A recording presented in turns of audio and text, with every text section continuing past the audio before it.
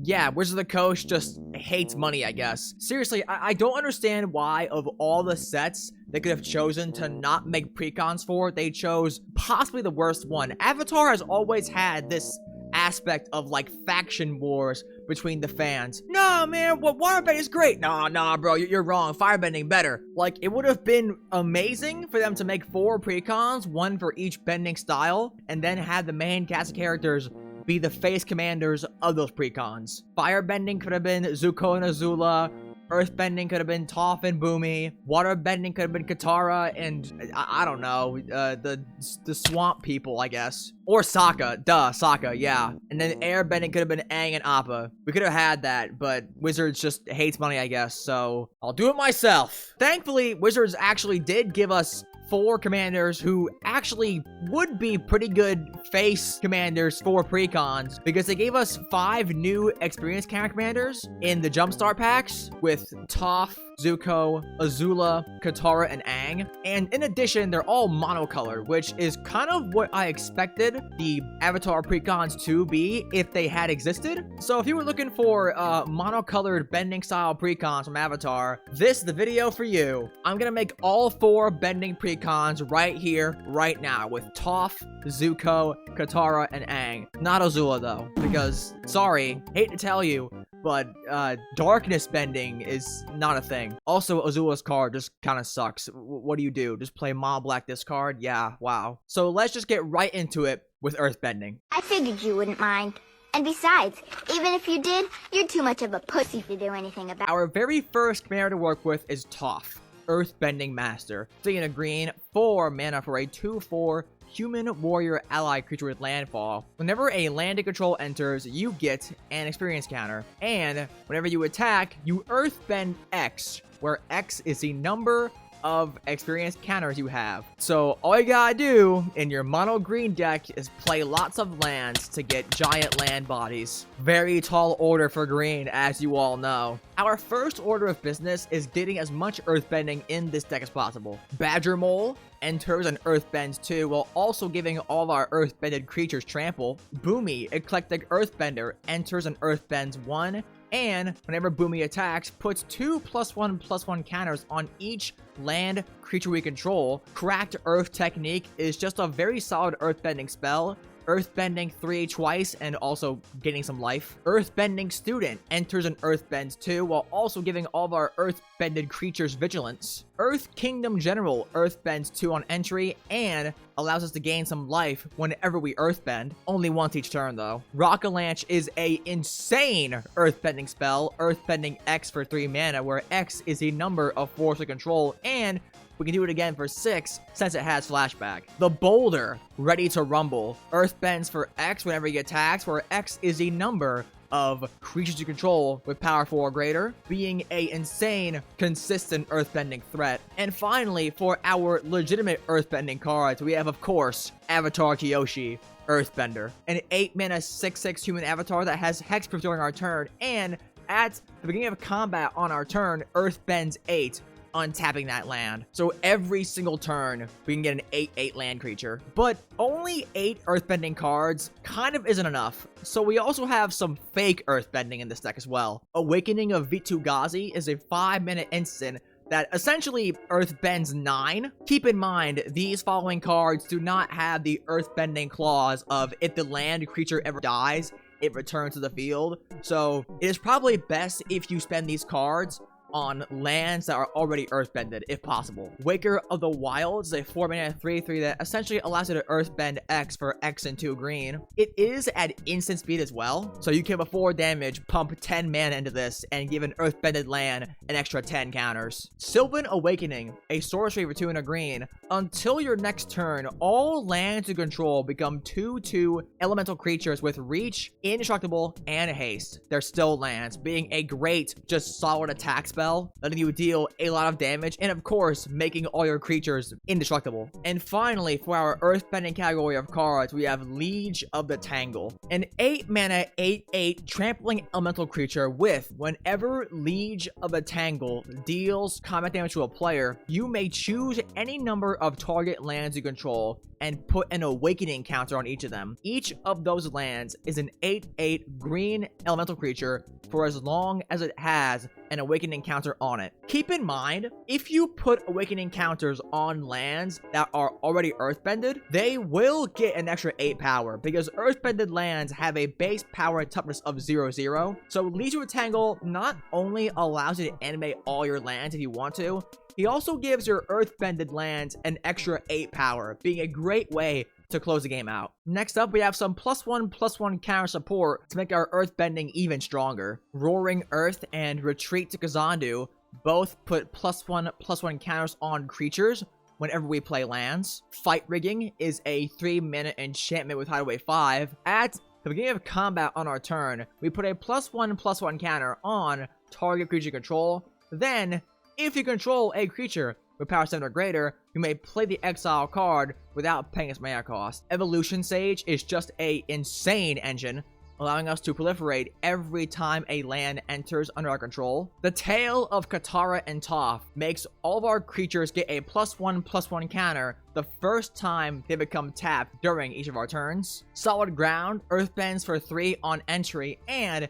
if one or more +1/+1 counters would be put on a permanent we control, that many +1/+1 counters are put on it instead. Seismic Tutelage is a 4-mana aura enchantment, which when it enters, puts a +1/+1 counter on the enchanted creature, and whenever the enchanted creature attacks, we double the number of +1/+1 counters on it, being a huge cumulative finisher for one of our earthbended lands. Next up, as I'm sure you could tell, this deck does care a lot about lands. So we have a few cards that actually do support us for playing lands and our general land heavy strategy. Ancient Green Warden is a 6-mana creature that allows us to play lands from our graveyard and doubles the triggers of permanents we control whenever lands enter. Wilderness Reclamation is a 4-mana enchantment that untaps all of our lands on our end step, at the very least giving our earth-bended creatures vigilance, or alternatively allowing us to be a bit more aggressive with plays on our turn, since we know on our end step we'll get our mana back, allowing us to play instants on our opponent's turn, even after fully tapping out on our own turn. The Kyoshi Warrior Exemplars gives our entire board +2/+2 on attack if we control 8 or more lands, being a huge anthem for our board. And finally, Crystalline Armor, Blanchwood Armor, and Belt of Giant Strength are 3 insane power buffs for our earthbended creatures. Belt of Giant Strength should almost always have an equip cost of 0, as our earthbended lands will have tons of +1/+1 counters on them, but Belt of Giant Strength will still buff their power by 10. Since, again, keep in mind that our earthbended lands have a base power and toughness of 0/0, and Belt of Giant Strength sets their base power to 10/10. So Belt of Giant Strength will be essentially a 2-mana +10/+10 equipment we can throw on any of our earthbended lands for free if their power is 10 or greater. And then of course, Crystalline Armor and Blanchwood Armor are just insane auras that boost our creature's power based on the number of lands in control. For card draw, Soul's Majesty, Momentous Fall, and Life's Legacy all draw cards equal to a creature's power, with Life's Legacy and Momentous Fall requiring us to sacrifice a creature. But keep in mind, that's fine, because if we sacrifice a earthbended land creature, the land will return to the field anyway, allowing us to draw a ton of cards for essentially no real cost to our board. Terra Symbiosis is a insane card draw engine, allowing us to draw X cards whenever we earthbend X with Toph. Shamanic Revelation is a 5-mana sorcery that draws us a card for each creature we control, and then gains us 4 life for each creature we control with power 4 or greater, being a great draw spell and also just a great pillow fort effect, gaining us 16, 20, 24 life if we are in danger of dying. Seismic Sense is not really a card advantage, but it is a just ridiculous cantrip, because you look at the top X cards of your library, where X is a number of lands you have, which will be 15, 20 in this deck, and then you put a creature or land card from among them into your hand, because once again, green just gets better cards than any other color. You know, I could have swore blue was the cantrip color, but you know, here comes green with a cantrip that looks at the top 15. Because that's fair. Inspiring Call for 3 mana at instant speed draws us a card for each creature control with a +1/+1 counter on it, and then also proceeds to give those creatures indestructible, allowing us to draw a ton of cards and also protect our board at the same time. Glorious Sunrise is honestly just a great multi-tool card. 5-mana enchantment. Beginning of combat on our turn, can draw a card if we control a creature with power 3 or greater, can gain 3 life, can give our board +1/+1 and trample, or can make a land tap for 3 green as opposed to 1 until end of turn. It just does everything you want, albeit on a somewhat overcosted enchantment, but Glorious Sunrise being overcosted kind of doesn't matter because you're in green, so you really don't feel it that much. Cultivator Colossus is a insane heavy-hitting spell, being a 7-mana trampling creature whose power and toughness are each equal to the number of lands in control, and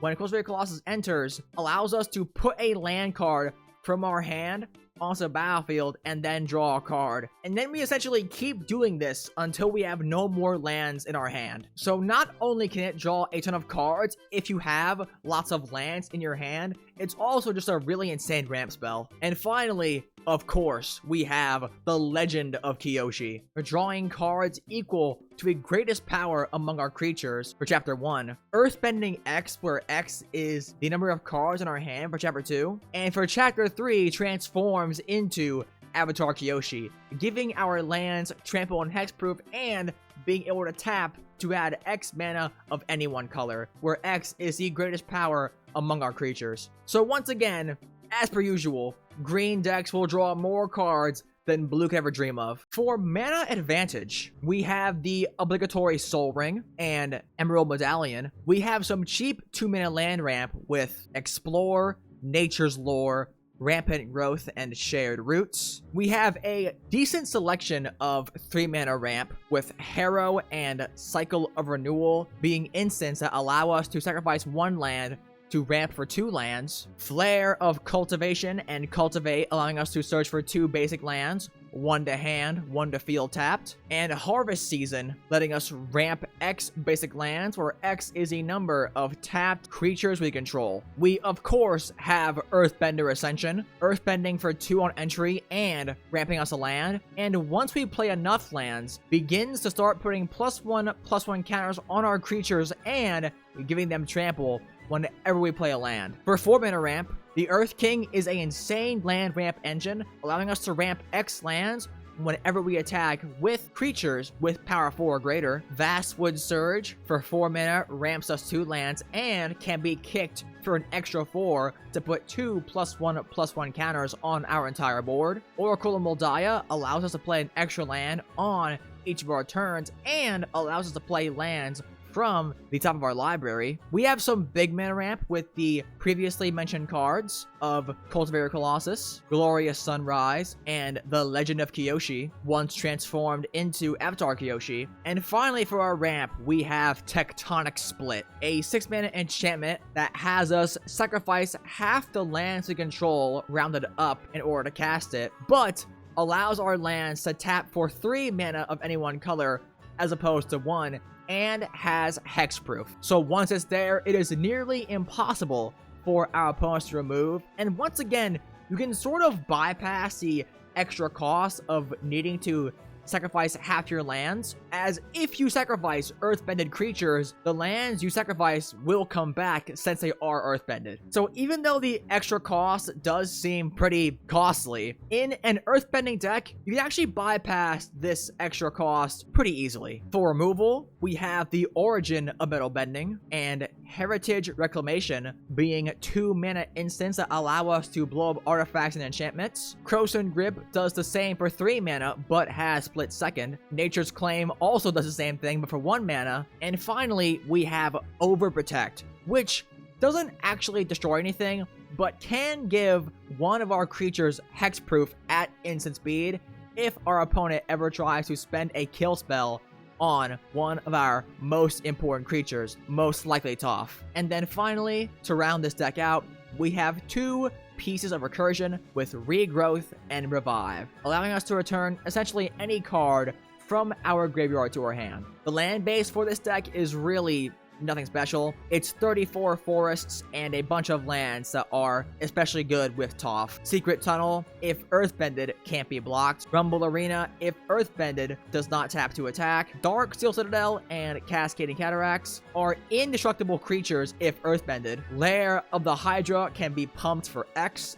since once again, Earthbended creatures have a base power and toughness of 0. So if you spend mana on Lair of the Hydra, its power and toughness will increase. And Ba Sing Se, come on, it's Ba Sing Se. It is the Earth Kingdom. And that rounds out the Earthbending precon with Toph, Earthbending Master. So now, let's move on to Firebending. You will obey me, or this defiant breath will be your last. Shut your bitch ass. Our commander for the Firebending precon will of course be Zuko, Firebending Master. 1 in a red for a 2/2 first strike human noble ally creature with Firebending X, where X is the number of experience we have, and whenever we cast a spell during combat, will net us an experience counter. So it is very clear that instant speed plays during combat are the name of the game here. So of course, cantrips will go amazing with Zuko. Demand Answers and Thrill Possibility are simple cantrips we can play during combat, discarding 1 and drawing 2 for 2 mana. Stun can prevent a creature from blocking this turn, allowing Zuko to attack safely if an opponent only has 1 creature on field. Flick a Coin for 3 mana at instant speed. Cantrips deals 1 damage to any target and creates a treasure token, ritualing us by 1 mana. Fists of Flame cantrips and gives Zuko trample and +1/+0 for each card we've drawn this turn. Solstice Revelations for 3 mana exiles cards from the top of our deck until we exile a non-land card, allowing us to play that card without paying its mana cost if the spell's mana value is less than the number of mountains we control. And if we can't cast a card, it's okay, since the card will go to our hand instead, and can be flashbacked for 7. Expedite and Crimson Wisps are simple 1 mana instants that draw a card. Blazing Crescendo is an impulse cantrip, giving Zuko +3/+1, which is relevant since he has first strike, allowing him to actually survive combat if our opponent blocks him. Cathartic Reunion, while not an instant, is simply here for flavor with the new art, and is some great card selection, allowing us to discard 2 cards to draw 3 cards. And finally, we have Dragon Mantle, an aura that draws a card on entry and gives Zuko fire breathing, being an amazing outlet for his Firebending X. With how much Firebending Zuko will be doing, we want a lot of ways to spend this mana at instant speed. So, we have a lot of mana sinks in this deck. Comet Storm is an amazing burn spell, dealing X damage to any number of targets, equal to 1 plus the number of times it was kicked. Electro Dominance can deal X damage to any target, allowing us to then cast a spell with mana value X or less from our hand for free. Fated Firepower is a flash enchantment that can be a huge damage anthem, making all of our sources deal an extra X damage, where X is equal to the number of fire counters on Fated Firepower. Frantic Confrontation can potentially allow Zuko to just outright kill someone with commander damage if we pump enough mana into this, giving him +X/+0 and trample. Ravaging Blaze deals X damage to target creature and X damage to that creature's controller as well if we have spell mastery. Storm King's Thunder can be an insane card in this deck, letting us spend X to copy the next instant or sorcery spell we play this turn X times. Fire Nation Turret can give a creature we control +2/+0 and Firebending 2 until end of turn each combat on our turns. And if we ever pay 50 red mana into it, can dome a player for 50, probably killing them. Ember Cleave at instant speed can equip Zuko to give him +1/+1, double strike, and trample, making him a very scary threat. Draconic Destiny gives Zuko +1/+1, flying and haste, and fire breathing. And if he ever dies, the Draconic Destiny will return to our hand, being a recursive way to make Zuko a very scary threat as we cast him over and over again. Hellkite Charger can potentially just give us infinite combats if Zuko ever reaches a firebending value of 7. And Inferno of the Star Mounts is honestly just a very funny card. 6 mana, 6/6, flying, haste, uncounterable dragon with fire breathing, and if we ever pump 14 red mana into Inferno of a Star Mounts, we'll deal 20 damage to any target. As I mentioned, we'll be casting a lot of instants in this deck, so it's only natural that I put in some spell payoffs as well. Firebrand Archer and Fire Spitter Whelp will ping our opponents for 1 whenever we cast a non-creature spell, with Fire Spitter Whelp also proccing off of dragon spells. Caldera Pyramaw will grow in power as we cast instants and sorceries, and for every spell we cast, we'll deal increasingly higher damage to our opponents. Dragon's Rage Channeler for a simple 1 mana gives us some great card selection whenever we cast a non-creature spell, letting us surveil 1 each time. Smoldering Egg, once we spend 7 mana on instants and or sorceries, transforms into a very scary threat with Ashmouth Dragon, letting us ping any target for 2 damage whenever we cast any instant or sorcery spell. Crackling Spellslinger for 5 mana at instant speed can give the next instant or sorcery spell we cast this turn Storm. And finally, Rite of the Dragon Caller allows us to create 5/5 red dragon tokens with flying whenever we cast an instant or sorcery spell, being a great finisher. I'm sure it's clear by now that Zuko is very important to this deck. If Zuko consistently dies over and over again, we can find ourselves in a bit of a pickle. So we have quite a few ways to actually protect Zuko as well. Champion's Helm and Swiftfoot Boots are 2 equipments that give Zuko hexproof, and we have 3 ways to redirect spells away from Zuko with Bolt Bend, Redirect Lightning, and Untimely Malfunction, which should be enough to save Zuko quite a few times over the course of the game. And even if it's not, Zuko is only 2 mana at first. Casting him for 4 or even 6 really does not hurt that bad. For card advantage, we have quite a bit of Impulse Draw with Light Up the Stage, Reckless Impulse, and Commune with Lava. Light Up the Stage and Reckless Impulse, Impulse Draw for 2, while Commune with Lava, Impulse Draws for X, once again being a great mana sink for Zuko's Firebending. Reforge the Soul can be a wheel for 5 or 2 if we happen to miracle it. Maze Mind Tome and Tome of Legends are 2 pretty helpful artifacts when it comes to card draw, letting us pay mana and tap them to draw cards. And finally, we have the Legend of Roku, a 4 mana saga which impulse draws for 3 on chapter 1, rituals us for a single mana on chapter 2, and then transforms into Avatar Roku on chapter 3, being a great mana sink for Zuko, letting us pay 8 to make Firebending 4 flying 4/4 dragon tokens. For mana advantage, we have the obligatory Soul Ring and Ruby Medallion. We have 2 extra mana rocks with Mind Stone and Fire Diamond. Firebender Ascension allows us to double all of our firebending triggers once we get 4 or more quest counters on it, as well as making a Firebending 1/2/2 soldier on entry. Firebending Student has Firebending X, where X is its power, as well as having prowess, going great with all of our cantrips. Leyline Tyrant and Ashling Flame Dancer allows us to use our Firebending mana outside of combat, as well as storing mana between turns, essentially sending our deck into overdrive. Long Shot, Rebel Bowman, is honestly kind of not great flavor, but he is just too good to ignore for this deck, making all of our non-creature spells cost 1 less to cast and pinging each of our opponents for 2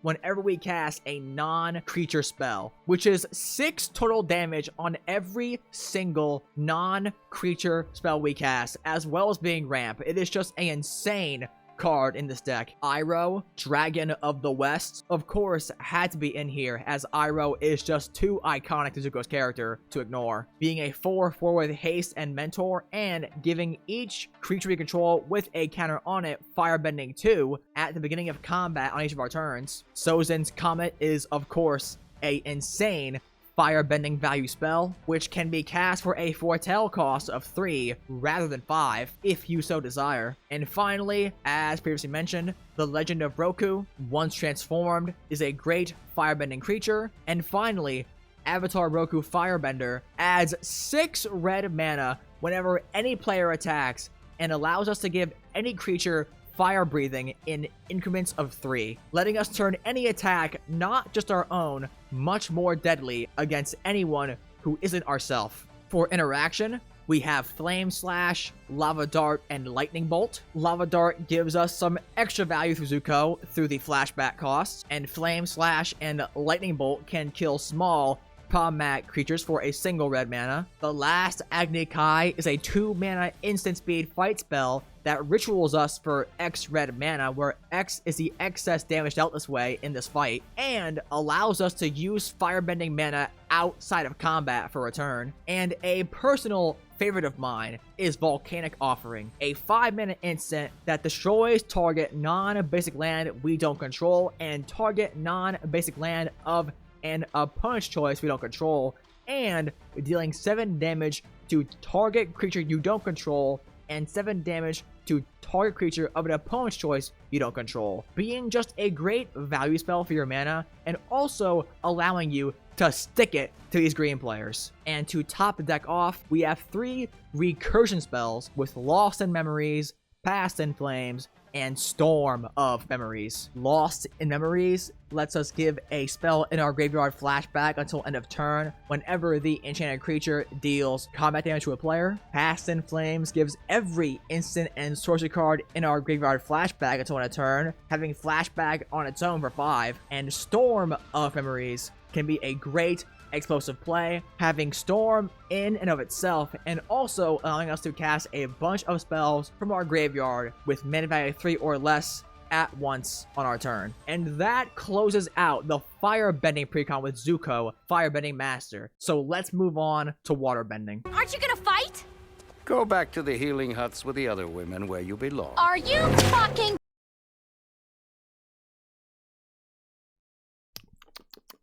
Recording session number 2. For Waterbending, our commander is Katara, Waterbending Master. 1 blue for a 1/3 human warrior ally creature with, whenever you cast a spell during an opponent's turn, you get an experience counter. Whenever Katara attacks, you may draw a card for each experience counter you have. If you do, discard a card. So as per usual, with most mono blue decks, we'll be wanting to do a lot of instant speed plays involving counter spells, cantrips, and other tricky plays that affect the board state. Since Katara does need to attack in order for us to draw cards, and she is only a 1/3, we do want a few ways to make sure she can attack without being killed in combat. Aqueous Form is a 1 mana aura that's super on flavor and makes her unblockable and scries 1 whenever she attacks. Artful Dodge and Distortion Strike for 1 mana allow her to be unblockable twice. Sword Coast Sailor, a 2 mana enchantment, allows Katara to be unblockable if she's attacking the player who has the most life. And Tetsuko Umizawa makes all of our creatures with power or toughness 1 or less unblockable. As I mentioned, we'll be doing a lot of instant speed plays, so we have quite a few spell payoffs as well. Murmuring Mystic, Shark Typhoon, Tall Rand Sky Summoner, and Whispering Wizard all make creature tokens whenever we cast spells, which will be great for the plethora of waterbending spells in our deck, as well as just being a great way to slowly build up enough power over time to close out games. Final Word Phantom is somewhat on flavor due to the heavy emphasis on spirits in the Avatar series, and gives our spells flash, but only during our opponent's end step. And The Legend of Kuruk is a 4 mana saga that on chapters 1 and 2 preordains scrying to and drawing a card before transforming into Avatar Kuruk on chapter 3, creating 1/1 unblockable spirit tokens when we cast any spell, and has an exhaust ability of taking an extra turn for a waterbend cost of 20. Next up, let's go into our interaction. And believe me, there's a lot of it. You're in mono blue after all. Arcane Denial, Counterspell, It'll Quench Ya, and Negate are simple 2 mana counter spells. Sokka's Haiku, Katara's Reversal, and Cryptic Command are higher mana value counter spells that give us some extra benefits. Cryptic Command being able to bounce a permanent, tab all our opponent's creatures, and or draw a card. Katara's Reversal can counter multiple spells and or abilities, and can untap a plethora of artifacts and or creatures we control. And Sokka's Haiku cantrips us and untaps a land, making us only lose 4 mana for the turn after we cast it. And finally, for cast spells, we have Wash Away, being a 1-mana cast spell for essentially any commander, or a 3-mana cast spell for any spell if we pay its cleave cost. We have a few bounce spells with Boomerang Basics, a 1-mana sorcery speed bounce for any non-land permanent, filter out a 3-mana instant that bounces all non-creature, non-land permanents to their owner's hands, run away together, bouncing 2 different creatures controlled by 2 different players for 2 mana, Water Whip, a 7-mana sorcery with Waterbending, that bounces 2 creatures and draws us 2 cards. And finally, River's Rebuke, returning all non-land permanents a target player controls to their hand. We have 2 auras that cause creatures to lose all abilities with Amphibian Downpour and Eaten by Piranhas. Amphibian Downpour can be cast at instant speed due to Flash and has Storm being copied for each spell cast before its turn, and each creature we enchant will become a 1/1 blue frog with no abilities. And then Eaten by Piranhas for 2 mana can also be cast at instant speed, making the enchanted creature a 1/1 black skeleton with no abilities. And finally, to round out our interaction package, we have a few odds and ends. Theoretical Duplication makes it so that whenever a non-token creature enters a battlefield under an opponent's control this turn, we create a token that's a copy of that creature, being a great way to punish players that want to overextend because they have oodles and oodles of mana. The Secret of Bloodbending is a 4 blue mana sorcery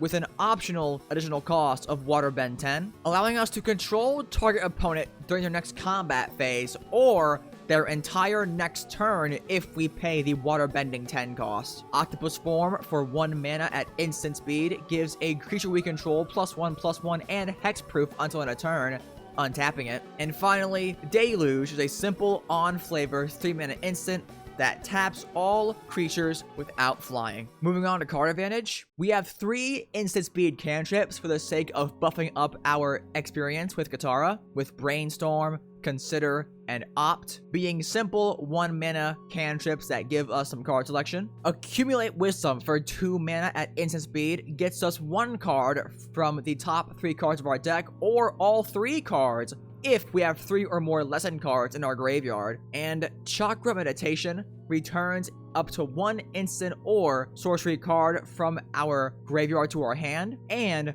whenever we cast an instant or sorcery spell, we draw a card and then discard a card unless there are 3 or more lesson cards in our graveyard. We run a total of 9 lessons in this deck, so with a bit of luck, we actually can pretty easily fulfill the lesson requirement on these cards. Cemetery Illuminator, once again, being on flavor due to being a spirit, exiles a card from a graveyard when it enters or attacks, and lets us cast spells from the top of our library that share a card type with one of the cards exiled with Cemetery Illuminator, giving us virtual card advantage by being able to cast spells from the top of our deck. Frantic Search for 3 mana at instant speed lets us draw 2 cards and then discard 2 cards and then nets us our mana back through untapping 3 lands. Spirit Water Revival is a 3-mana sorcery with an optional extra cost of Waterbending 6, drawing 2 cards, or instead shuffling our graveyard into our deck, drawing 7 cards, and giving us no max hand size for the rest of the game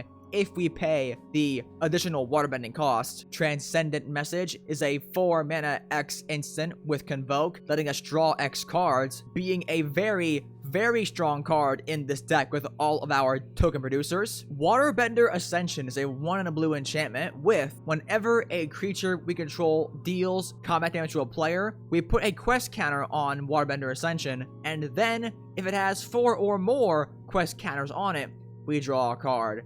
And for Waterbending 4, we can allow a creature we control to be unblockable this turn. Waterbending Lesson, a 4-mana sorcery that draws 3 cards and then makes us discard a card unless we Waterbend for 2. Waterbending Scroll draws us a card for free each turn once we have 6 islands on the field. Wave Break Hippocamp will draw us a card whenever we cast our first spell during each opponent's turn. And finally, we have 2 big card draw spells with Flow of Knowledge and the Unagi of Kyoshi, Kiyoshi Island. Flow of Knowledge will draw us a card for each island to control, then discarding 2 cards for 5 mana. And the Unagi of Kiyoshi Island is kind of like Consecrated Sphinx Light. It is a 5 mana 5/5 Serpent with Flash with Ward, Waterbend 4, and whenever an opponent draws their second card each turn, we draw 2 cards. Moving on to mana advantage, Bender's Waterskin and Victory Chimes are 2 3-mana rocks that untap during each other player's untap step and then tap for a single mana, being super synergistic with this deck considering all of our instant speed plays. Of course, we have the obligatory Soul Ring and Sapphire Medallion. Wayfarer's Bauble can be played on turn 1 and cracked on turn 2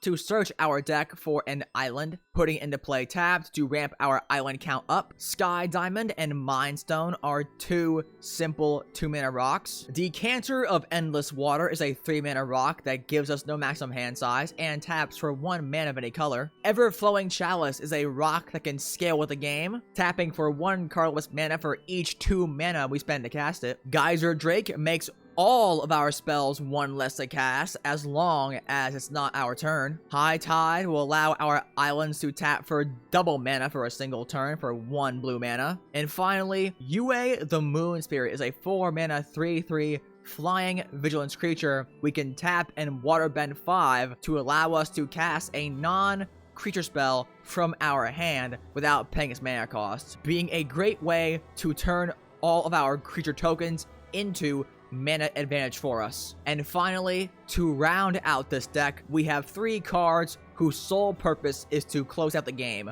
with Ominous Seas, Alondra Skydreamer, and Lorthos the Tidemaker. Ominous Seas is a 2-mana enchantment that gains a 4-shadow counter whenever we draw a card, and we can remove 8 4-shadow counters from it to create an 8/8 blue Kraken creature token. Alondra Skydreamer will create a 2/2 blue Drake with Flying whenever we draw our second card each turn. And whenever we draw our 5th card each turn, Alondra and other Drakes we control will get +X/+X until end of turn, where X is the number of cards in our hand. And Lorthos the Tidemaker is an 8-mana 8/8 octopus that whenever it attacks, allows us to pay 8 to tap and stun up to 8 target permanents, preventing our opponent from blocking any of our creatures that we or our other opponents control. And that concludes the Waterbending precon, leaving us only 1 more precon to make with Airbending. I know you can't really talk. Pretending you can just helps me think.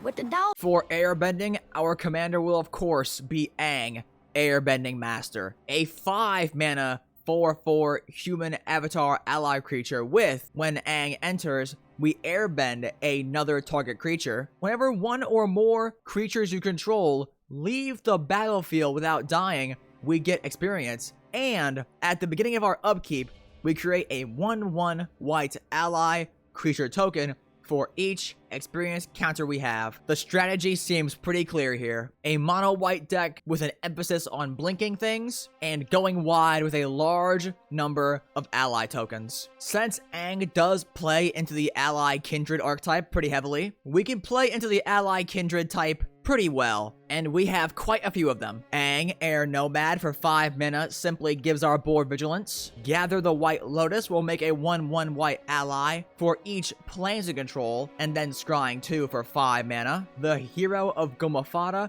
will give our creatures indestructible whenever an ally enters until end of turn. Kabira Evangel will give our allies protection from a color of our choice whenever another ally enters. Lantern Scout will give our creatures lifelink whenever a ally enters. Ondu Cleric gains us life equal to the number of allies to control whenever an ally enters, which goes absurd with Aang's upkeep trigger, potentially gaining us upwards of 30-40 life off of a single trigger of Aang. Sokka's Charge is a 4-mana enchantment that gives our allies double strike and lifelink. Talus Paladin will give our allies lifelink and grow by a +1/+1 counter whenever another ally enters. And United Front can create X 1/1 white allies for X and 2 white before putting a +1/+1 counter on each creature we control. We have quite a few ways to buff up our army of allies as well. Allied Teamwork is a simple 3-mana enchantment that anthems our allies as well as making a 1/1 ally on entry. Appa gives our creatures +1/+1 flying and vigilance whenever another ally enters. Inspiring Leader will give our creature tokens +2/+2 as long as we control our commander, Aang, Airbending Master. Mundus Vanguard can tap itself and another untapped ally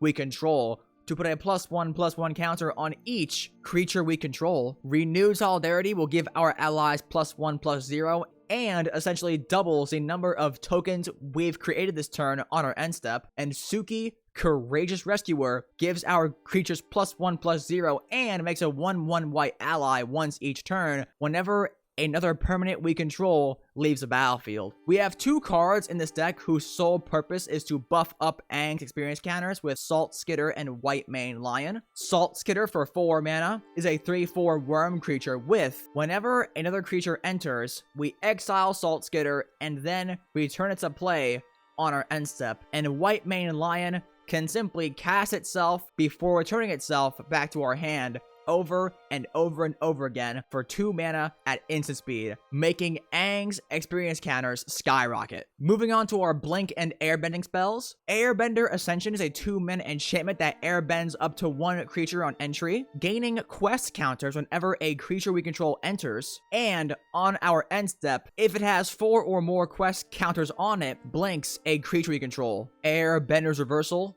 for 2 mana as an instant can destroy an attacking creature or airbend a creature we control. Airbending Lesson for 3 mana airbends a non-land permanent and then draws us a card. Otherworldly Journey flickers a creature before returning it with a extra +1/+1 counter on it. Parting Gust for 2 mana can be an instant speed flicker spell or a permanent removal spell for non-token creatures if we gift an opponent a tapped fish. Monk Gyatso protects our board by airbending our creatures whenever they become the target of a spell or ability. We have the 2 absolute Blink deck staples with Conjurer's Closet and Teleportation Circle, letting us blink a creature on our end step. Appa, Loyal Sky Bison for 6 mana on entry or attack, can give a creature we control flying or airbend another target non-land permanent. Appa, Steadfast Guardian for 4 mana at instant speed, airbends any number of other target non-land permanents we control on entry, and makes a 1/1 white ally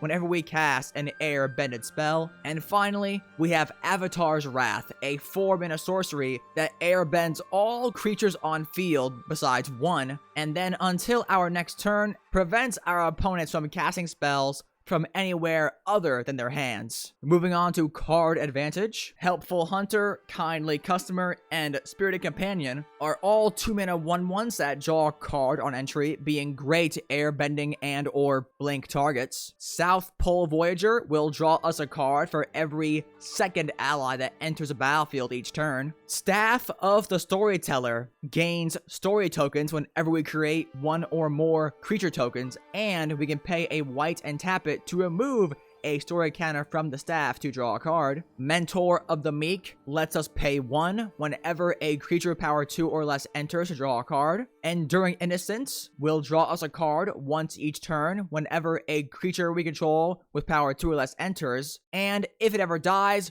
returns to the field as a non-creature enchantment, being a very resilient draw engine. Dawn of a New Age is a 2-mana enchantment that enters with a number of hope counters equal to the number of creatures we control, and on our end step removes a counter to draw a card. Hakoda, Selfless Commander, lets us cast ally spells from the top of our deck, and we can sacrifice Hakoda to give our creatures +0/+5 and indestructible until end of turn. Skull Clamp is horrendous flavor. I'm terrible, but I'm sorry, this card is just too good. Aang would never kill his allies to draw cards, but he is in this deck. For 1 mana, we can equip it to a creature to give the creature +1/-1, and if it has a toughness of 1, it will die to Skull Clamp's effect, drawing us 2 cards. And finally, we have the Legend of Yang Qin, a 5-mana saga, which on Chapter 1 makes it so that starting with you, each player chooses up to 1 permanent with mana value 3 or greater from among permanents you don't control. Those permanents are then permanently exiled. On Chapter 2, us and another opponent may draw 3 cards, and on Chapter 3, the saga transforms into Avatar Yang Qin, a 4/5 flying creature with, whenever we cast our second spell each turn, we airbend up to 1 other target non-land permanent. To round out our core package here, we have 2 tutors with Moonblessed Cleric and Tale of Momo. Moonblessed Cleric tutoring for any enchantment card to the top of our deck, and the Tale of Momo being a 3-mana tutor for any ally card, or 1 mana instead, if a creature left the battlefield under our controller's turn. For mana advantage, we of course have the obligatory Soul Ring and Pearl Medallion. We have 3 simple 2-mana rocks with Thought Vessel, Mind Stone, and Marble Diamond, with Thought Vessel giving us no max hand size. We have the White Plains Ramp staples with Loyal Warhound, Knight of the White Orchid, Claim Jumper, and Core Cartographer, with all but Core Cartographer ramping us by a plains if an opponent controls more lands than us, and Core Cartographer always ramping us by a plains, regardless of the land count of our opponents. Heraldic Banner will give our white creatures +1/+0 and tap for a white mana. Bender's Waterskin untaps during each opponent's untap step, giving us extra mana advantage if we have instant speed plays to make. And finally, White Lotus Tile goes crazy in this deck as it adds X mana of any one color, where X is the greatest number of creatures we control that have a creature type in common. And since Aang does make 1,000,000 allies, White Lotus Tile should be tapping for roughly 27 mana. Moving on to our interaction, we have the previously mentioned Legend of Yang Qin, the staple white removal spells of Path to Exile and Swords of Plowshares, being 1 mana instants that exile any creature. Enter the Avatar state for 1 mana at instant speed can give Aang flying, first strike, lifelink, and hexproof. Aang's Iceberg is a 3 mana flash enchantment that exiles up to 1 other target non-land permanent on entry, and can be sacrificed for a waterbending cost of 3. Valorous Stance for 2 mana can destroy a creature with toughness 4 or greater, or give a creature we control indestructible. And finally, we have 2 board wipes with Farewell and Winds of Abandon. Farewell for 6 mana as a sorcery allows us to choose any number among exiling all artifacts, creatures, enchantments, and or graveyards. And Winds of Abandon for 2 mana as a sorcery can exile a creature we don't control, letting that creature's controller search their deck for a basic land card and put it into play tapped, or can be overloaded for 6 mana, exiling all creatures we don't control and letting their controllers search their library for that many basic land cards, putting them onto the battlefield. And that concludes the custom monocolored bending style precons created by me. The links to all of these deck lists will of course be in the description down below, so do go check them out if you want to. I'm still amazed they didn't make Avatar precons. I thought for sure this would have been the one time they chose to not skip out on precons this time, considering the, like, friendly faction war aspect of the Avatar fan base, but I guess not. Thank you all so much for watching, and I'll see you next time.